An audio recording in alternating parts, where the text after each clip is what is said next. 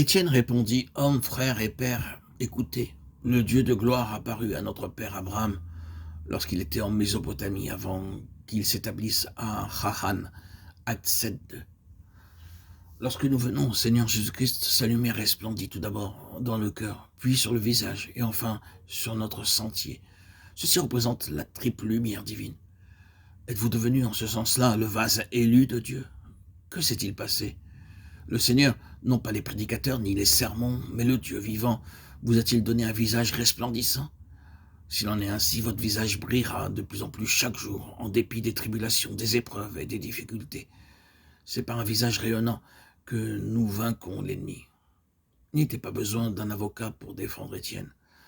Son visage resplendissant était son avocat. Il devrait en être de même pour vous, malgré la haine, la persécution ou le mauvais traitement des autres. Vous devriez toujours avoir la lumière sur votre visage comme témoignage. 2 Corinthiens 4.6.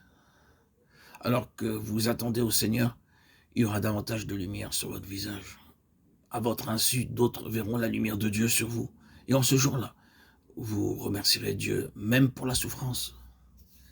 Remarquez la défense d'Étienne dans Acte 7.2. Il ne dit pas « Oh, ennemis, écoutez ». Il dit « Mes frères, écoutez ». Toute la foule est contre lui. Cependant, il les appelle frères avec un visage resplendissant. Il savait ce qu'ils pensaient dans leur cœur, et son message donna la réplique. Le Dieu de gloire apparut à Abraham lorsqu'il était en Mésopotamie avant qu'il ne s'établisse à Haran. Il parla de Dieu comme le Dieu de gloire. Et pourquoi? Afin que cette nation, étant la postérité d'Abraham, obtienne la même gloire. Mais Israël avait tout oublié à ce sujet. Oh, quel rapport y a-t-il entre le temple de Dieu et les idoles? Car nous sommes le temple du Dieu vivant, comme Dieu l'a dit. J'habiterai et je marcherai au milieu d'eux. Je serai leur Dieu, et ils seront mon peuple. Acte 6.15. Il était dans le plan de Dieu pour Israël que la gloire les remplisse. C'est pourquoi lorsque l'œuvre du tabernacle et plus tard le temple fut achevée, nous disons que la gloire de l'Éternel remplit le lieu. Exode 40, 34 et 2 Chroniques 7, 1. Le temple de Salomon ainsi que le tabernacle furent remplis de la gloire de Dieu. Dieu ne leur demanda pas de l'or ou de l'argent, mais un lieu pour qu'ils soient remplis de sa gloire. Il leur fut enseigné comme eux aussi pouvaient être remplis de toute la gloire de Dieu. Mais ils oublièrent tout à ce sujet.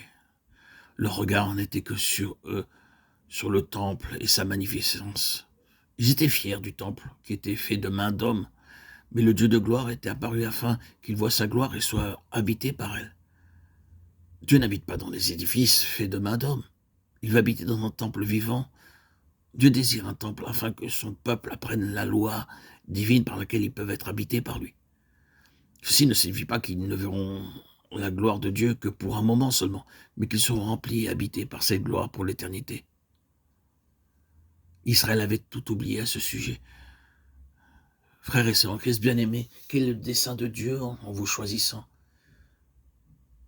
Il ne désire pas votre argent, ni votre or, mais c'est vous qu'il désire. Il vous le désire afin que sa gloire vous remplisse, que sa présence soit avec vous, et que vous viviez et marchiez en nouveauté de vie. Dieu veut que votre corps soit son temple afin que sa gloire vienne en vous. C'est pourquoi il vous a choisi. Lorsque vous permettez au Dieu de gloire d'entrer dans votre cœur, comme dans son temple, vous connaissez la réalité d'être habité par le Dieu de gloire.